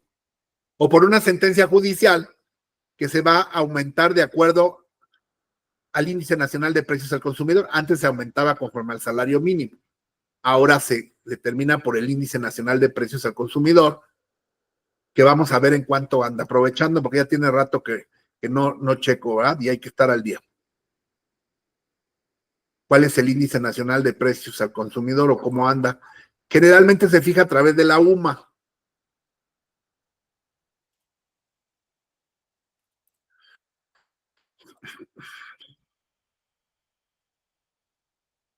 Se va aumentando, por ejemplo, aquí, por las quincenas o por los periodos, de acuerdo a la tasa de inflación anual. Al 24 de septiembre la tasa de inflación anual va en 4.58. Entonces, si yo tenía una pensión de 100 pesos, por poner un ejemplo, porque yo nomás sé hacer cuentas con 10, 100 y 1,000, la pensión hubiera aumentado este año a 14 pesos. ¿Sí queda claro? Perdón. Si son 100 pesos, el 4% serían 104 pesos, ¿no? Así es como se va aumentando. Bueno, pero eso lo establece la ley en cuanto al índice nacional o como lo hayan fijado en el convenio de alimentos si llegaron a un convenio. Si no se puede acreditar la capacidad del deudor, ya no es por salarios mínimos. Mis compañeros, ahora sí que de la vieja guardia, antes era por salarios mínimos, ahora ya no. Ahora es por las sumas, que es la unidad de medida, que también vamos a ver aprovechando cómo anda la UMA. La unidad de medida 2024 está 108.57 pesos. Ahí está la UMA. Qué fácil es ahorita, con la computadora. Antes había que ir a investigar al periódico y al diario oficial y era una locura. Ahorita ya todo se facilita mucho. Bueno, ahora bien, entonces, ¿qué pasa si no tiene un salario que se pueda acreditar, pero es un hombre rico? Bueno, pues hay que girar oficios al registro público, a la Secretaría de Hacienda, a los bancos, a todos lados donde puede tener bienes o también yo puedo demostrar que el sujeto viaja. Hay juicios donde se llegaron a ofrecer fotografías de que andaba en Europa viajando, en Disneylandia, para acreditar un nivel de vida que les daba a los niños, etcétera, ¿no? Pero eso es motivo del pleito. Ahora, si es una persona que es pues un vendedor ambulante o un Uber, ¿no? Pues no hay manera, la verdad no hay manera de demostrarle, y entonces va a ser de una UMA o lo que el juez determine. Por eso pues, los clientes serán los que le tienen a uno que proporcionar, ¿no? El material, decir dónde trabaja, o hay veces que la mamá le roba un recibo del trabajo. Pero también hay casos, les voy a platicar, a los que ustedes se van a enfrentar, sobre todo los nuevos. Dice Lisette. Adelante, Lisette, perdón, no había visto tu manita. Adelante. Ya se me hacía raro que no hubiera preguntas en esta materia tan interesante. Adelante, Lisette. Hola, hola. A ver, déjenme ver si aquí está Lisette. Lisette, te estoy escuchando. Prende tu micro, mija. Perdón, ya lo encendí. Órale. De hecho, para poder establecer el nivel de vida de una persona, el tribunal hace un estudio socioeconómico y en base al nivel de vida que cada uno maneja, pueden ver cuál es su nivel económico. Claro, mija, pero aquí hay que tener mucho cuidado porque son bien tramposos los señores, ¿verdad, Lisette?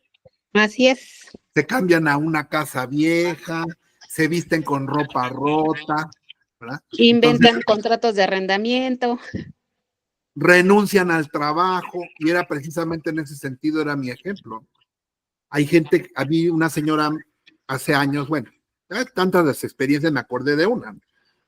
La señora le daban, por poner un ejemplo, le daban creo que 18,000 pesos al mes, pero ella quería demandar al marido porque el marido andaba con otra. Entonces dice, yo le quiero meter demanda. Oiga, pero si le está dando, sí, pero gana mucho más. Bueno, y entonces le digo, tráigame los recibos. Y en los recibos que traía, ganaba 15,000 pesos, ese era su sueldo. Le dije, señora, no demande. No, que sí, que, bueno, está bien. Demandó. Y el juez ordenó el 50% de su salario. ¿Cuánto le toca a la señora? 7,000 pesos. Y el tipo de coraje le dijo, ya no te voy a dar más que 7,000 pesos por haberme demandado. Y la señora dijo, la culpa la tiene usted, porque usted no me dijo lo que podía pasar.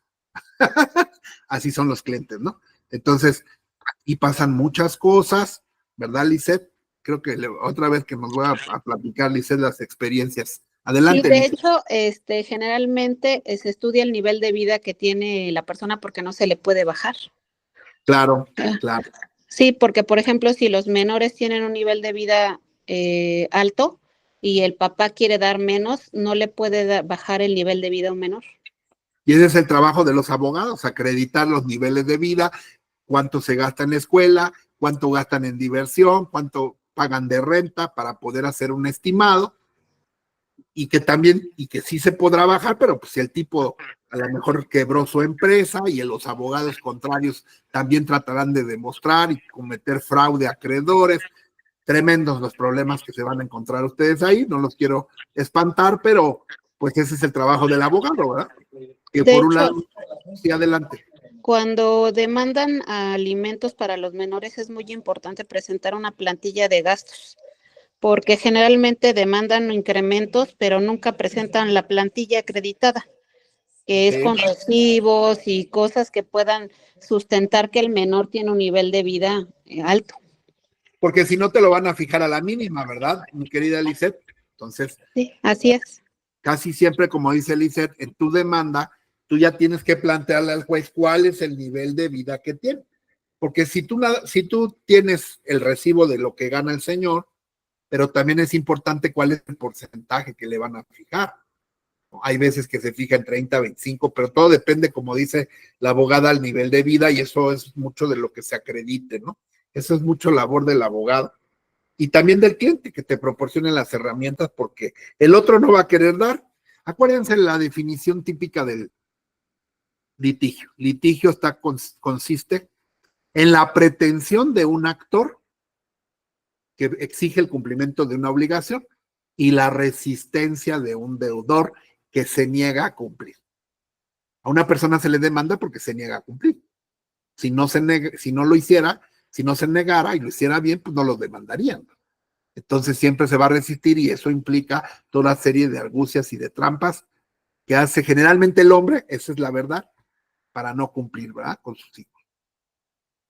Bueno, dice el artículo 311 bis, todas estas son adiciones de apenas este año, apenas hace unos meses. Todo esto está nuevecito, por eso los libros viejos ya no traen estas cosas. Los libros viejos traen información general, ¿verdad?, que son los alimentos, doctrina, historia, pero las novedades solamente, y por eso estamos nosotros yendo directamente a nuestro código, porque esto es apenas de hace unos meses. Las niñas, niños y adolescentes y las personas con discapacidad, las personas sujetas a interdicción, concubinas o cónyuges que se dediquen preponderantemente al hogar gozan de la presunción de necesitar alimentos. Mujeres que no tengan trabajo porque se dedican a lo que llamamos el hogar, a cuidar a los hijos, a llevarlos a la escuela, todo. Se presume por ley, yo les había hablado ya de la presunción legal. La presunción legal es cuando la ley establece, sin necesidad de tener que acreditar, la necesidad de necesitar alimentos. El simple hecho que sea niño, niña o adolescente, o discapacitado, o persona interdicta, o concubino, eso hace presumir que tienen derecho de necesitar alimentos. Y si alguien lo niega, lo tendrá que demostrar. Por ejemplo, si el demandado se niega a dar pensión porque dice, es que mi hijo adolescente se droga o se fue de la casa porque anda en los vicios, o atentó contra mi vida, o ya no estudia, ya llegó a la mayoría de edad y ya no estudia, entonces lo tendrá que demostrar. La carga probatoria es para el que niega la pensión, porque el artículo 311 le da la presunción de necesitar alimentos simplemente con el hecho de ser niño, niña, adolescente, discapacitado, interdicto, concubino o cónyuge. Cónyuge que se dedica preponderantemente al hogar. Con que acredite eso, ya tiene la presunción de necesitar alimentos. Quien diga lo contrario lo tendrá que demostrar. Eso se llama una presunción iuris tantum. Iuris tantum quiere decir que admite un tanto o prueba en contrario. La carga probatoria es muy importante en el juicio. Yo nada más acredito que mi hijo es niño, niña, adolescente, o acredito que la persona es discapacitada, o que son esposos o concubinos, y con la manifestación de que se dedica preponderantemente al hogar, con eso ya tengo mi presunción de necesitar alimentos. Cuando no sea comprobable el salario y los ingresos de la persona deudora, la juez o juez de lo familiar resolverá, y aquí es lo que decía la abogada, ¿verdad? La doctora ahorita que nos estaba informando, con base en la capacidad económica, el nivel de vida, que se determina, entre otros elementos, con las pruebas que proporcionen las partes, porque la parte actora va a decir, estos son mi nivel de vida, la parte demandada va a decir, este es el nivel que yo les daba, obviamente inferior. La trabajadora social va a hacer un estudio socioeconómico, pero nada de eso por sí mismo es determinante, sino todo en su conjunto. De ahí la importancia del trabajo de los abogados para determinar con precisión la capacidad económica, uno, y el nivel de vida del cual gozaban, porque no se les puede perjudicar de acuerdo a los derechos humanos que son progresivos. ¿Qué quiere decir progresivos? Que deben ser para mejorar, no para empeorar. ¿Cuál base se va a tomar? Aquí está. Los últimos 2 años. El nivel de vida que hayan tenido en los últimos 2 años es el mismo que se debe soportar o sustentar por el deudor alimenticio, en base a su capacidad acreditada y las necesidades de los deudores, ¿verdad? Los acreedores alimentarios tendrán derecho preferente sobre los ingresos y bienes de quien tenga dicha obligación respecto a otra calidad de acreedores. Si a mí me demanda Coppel, si a mí me demandan cualquier situación que yo tenga, a lo mejor una quiebra de mi empresa, y hay que hacer un concurso de acreedores, o sea, vamos a formar a los acreedores, los que van a tener preferencia son los acreedores alimenticios. En la pensión alimenticia tiene preferencia sobre cualquier otra deuda, artículo 311.